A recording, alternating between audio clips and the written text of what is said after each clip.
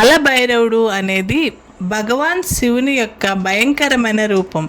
ఆయన కాలాన్ని నియంత్రించే దేవుడు, భక్తులకు రక్షించేవాడు మరియు చెడుని నాశనం చేసే శక్తిశాలి. ఈ కథలో బ్రహ్మదేవుని అహంకారం, దానివల్ల శివుడికి వచ్చే కోపం, కాలభైరవుని అవతరణ మరియు ఆయన కాశీపట్నానికి కాపలా వహించటం, వీటన్నిటి విషయాలు క్లుప్తంగా తెలుసుకుందాం. Hi friends, welcome to RR Kiddofiz. ఈరోజు మనం చెప్పుకునే కథ కాలభైరవ అవతారం. ఈ అనంత విశ్వంలో కాలం నిరంతరం ప్రవహిస్తూ సృష్టి మరియు వినాశనం ఒకే తాటిపై కొనసాగుతున్నాయి. ఇక్కడ మహాశివుడు కూడా నివసిస్తున్నాడు. ఆయన అనేక రూపాల్లో ఉన్నప్పటికీ అతని శక్తివంతమైన మరియు ధర్మరక్షక రూపమైన కాలభైరవుడు రూపం కూడా ఉంది.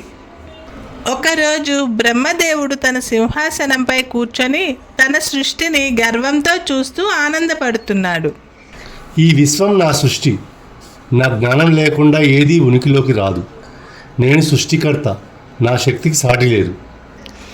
అప్పుడు దేవతలందరూ భయంతో ఒకరినొకరు చూసుకున్నారు. చివరికి వారు మహావిష్ణువు వద్దకు వెళ్ళి జరిగిన విషయమంతా తెలియజేశారు. విష్ణు బ్రహ్మదేవుని వద్దకి వచ్చి ప్రశాంతంగా నవ్వుతూ బ్రహ్మను చూస్తూ, ఓ బ్రహ్మదేవా, నీ శక్తి గొప్పదే, కానీ ఈ సృష్టికి పరిపాలన, సంరక్షణ మరియు వినాశనం కూడా అవసరం. నువ్వు కాలాన్ని నియంత్రించగలవా? కాలం అదంతా నా మొదటిది. శివుడి గురించి చెప్పడం మాని ఆయన శ్మశానాల్లో తిరుగుతుంటాడు. అలాంటి వ్యక్తి నాకు సాటి కావడం ఎలా? దేవతలందరూ భయంతో ఒకరినొకరు చూసుకుంటున్నారు. అంతలోనే భూలోకంలో ప్రకంపనలు, నల్లటి మేఘాలు ఆవరించాయి. శివుడు తన మూడో కన్నును కూడా తెరిచాడు. శివుడు తన తపస్సు నుంచి పైకి లేచి కోపంతో భృకుటిని ముడివేస్తూ, ఆ క్షణంలోనే ఆయన శరీరం నుండి భయంకరమైన శక్తి వెలువడింది. దానితో కలిసి భీకరమైన రూపంలో ఒక దేవుడు జన్మించాడు. ఆ సమయంలోనే కాలభైరవుడు జన్మిస్తాడు. ఆయన నల్లటి శరీరంతో మెరుస్తూ కళ్ళల్లో అగ్ని మండుతుండగా నల్ల కుక్క పక్కనే భయంకరంగా గర్జిస్తూ ఉంటుంది.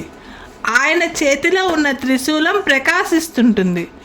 ఆయన భయంకరంగా బ్రహ్మ వద్దకు దూసుకొని వస్తాడు. శివుడు తన శక్తివంతమైన స్వరంతో, బ్రహ్మదేవా, నీ అహంకారం మితిమీరింది. ధర్మాన్ని భంగం చేసిన వారికి శిక్షించాల్సిన సమయం వచ్చింది. ఆయన భయంకరంగా బ్రహ్మ వద్దకు దూసుకొని వస్తాడు. అప్పుడు బ్రహ్మదేవుడు కాలభైరవుని రూపం చూసి భయంతో వణికిపోతుంటాడు. కాలభైరవుడు గంభీర స్వరంతో, బ్రహ్మ, నీ అహంకారం భగవంతుని ధర్మాన్ని అపహాసిస్తోంది.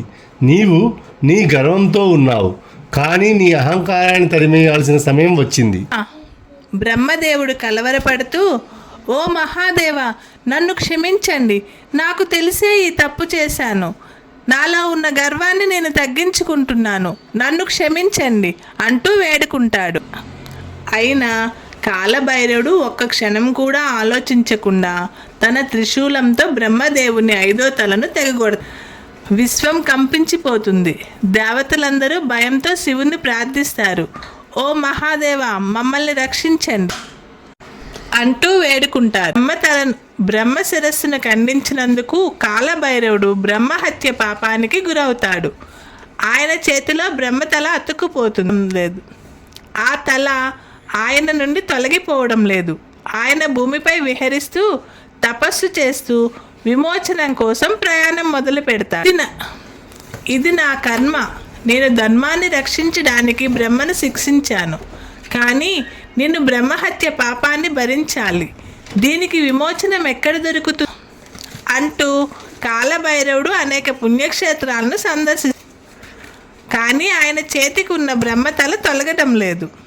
చివరికి ఆయన కాశీపట్టణానికి చివరిగా కాశీలోని గంగా నది ఒడ్డున కాలభైరవుడు ప్రయాణిస్తుండగా గంగాజలం తాకి ఆయన చేతిలో ఉన్న బ్రహ్మతల నేలపైన పడిపోతుంది. కాలభైరవుడు ఆశ్చర్యంతో, ఇది శివుని మహిమ, కాశీ పట్టణం పవిత్రమైనది. ఇక్కడ గంగా నది కూడా ఉన్నది. ఇక్కడ అన్ని పాపాలు తొలగిపోతాయి. ఇది ముక్తి ప్రసాదించే ప్రదేశం. ఇకపై నేను ఇక్కడే నిలిచి ధర్మాన్ని కాపాడుతా అంటూ ఆ రోజు నుండి కాలభైరవుడు కాశీ నగరానికి కాపలా వహించే దేవుడిగా అతని భక్తులు కాలభైరవాష్టకం పారాయణం చేస్తూ ఆయన కృప కోసం ఎదురు చూస్తూ. ఈ కథ యొక్క నీతి ఏంటో అర్థమైందా? అహంకారం మనిషిని నాశనం చేస్తుంది. ధర్మాన్ని పాటించే వారికి భగవంతుని ఆశీర్వాదం లభిస్తుంది. మహాశివుని పూజించే వారికి భయం ఉండదు. కాలభైరవాష్టకం చదివితే చాలా వారికి ఎటువంటి భయము బాధలు ఉండవు. వారు ధైర్యంగా ముందుకు సాగుతారు. ఓం కాలభైరవాయ నమః. ఓం కాలభైరవాయ నమః. హర హర మహాదేవ శంభో శంకర. ఈ కథ మీకు నచ్చిందా? నచ్చితే లైక్ చేసి, షేర్ చేసి, కామెంట్ చేయండి. అలాగే మా ఛానల్ని సబ్స్క్రైబ్ చేయడం మర్చిపో.